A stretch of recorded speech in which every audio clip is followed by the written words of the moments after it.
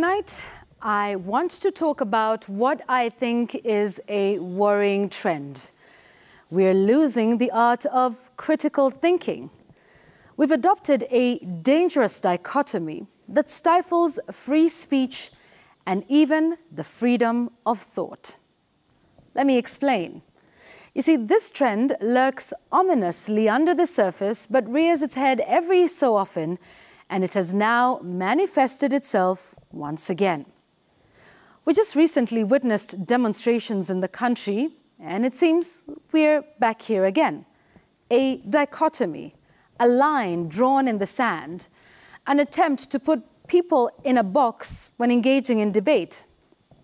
So here's the scenario. If you supported the demonstrations, you must be Azimio. If you disagreed with them and thought they were hurting the economy, you must be a Kenya Kwanza supporter. It's not possible for you to agree with some of the demands laid out by Azimio leaders and not with others. You must be a mole for the other side. We're now unable to have a conversation on the issues in the country at the moment without name-calling, stereotyping, and boxing each other into categories. If, for instance, you question the government's actions so far, you are termed an enemy of progress.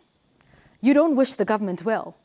If you question the minority side's actions and intentions, you are not progressive enough. Do you have questions on the Hustler Fund? You must be a Raila supporter. Do you have questions on the effect of demos? Oh, you're a Ruto supporter. You know, we can't even agree on whether we are all affected by the cost of living or indeed the true cost of maize flour in this country.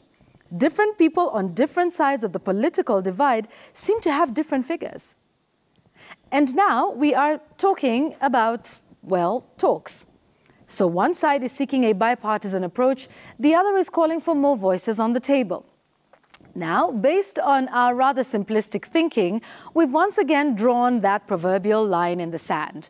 So, if you happen to question why the talks are only between leaders in parliament, lo and behold, you're an Azimio supporter. Never mind that there are several other groups that are seeking a seat at the table. Oh, and by the way, how dare you say that you feel the bipartisan parliamentary approach is the way to go? After all, parliamentarians represent the people, right? Shame on you. You must be a Kenya Kwanza supporter.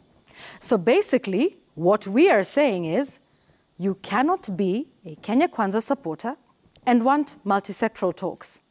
Neither can you be an Azimio supporter and be for the bipartisan approach. It's just not possible. Yeah?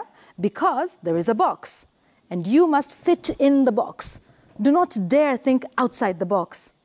You see, even raising questions is an extreme sport in the country. The first response you get is, who are you supporting? You are either with us or you are against us. Are you Team Azimio or Kenya Kwanza? Pro-Raila or pro-Ruto? We put everyone into tiny little boxes because we can't imagine anything else outside our self-designed boxes. So first, we put you in that box.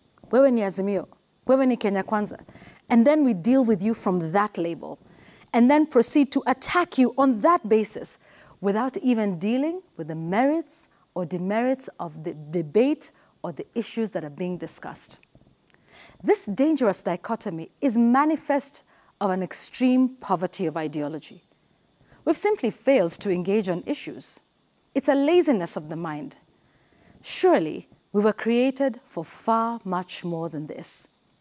You know, we're the most superior of all of God's creation, but yet choose to suspend use of our critical thinking capacity.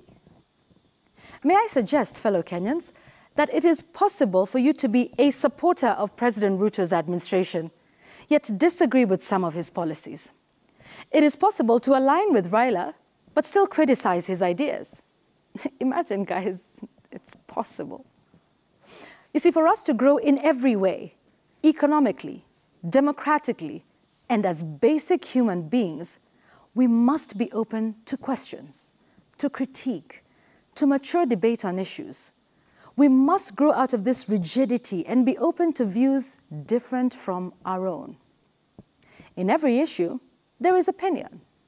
Your opinion my opinion, and then there is the truth. And that truth is the ultimate quest of critical thinking. That's my take tonight.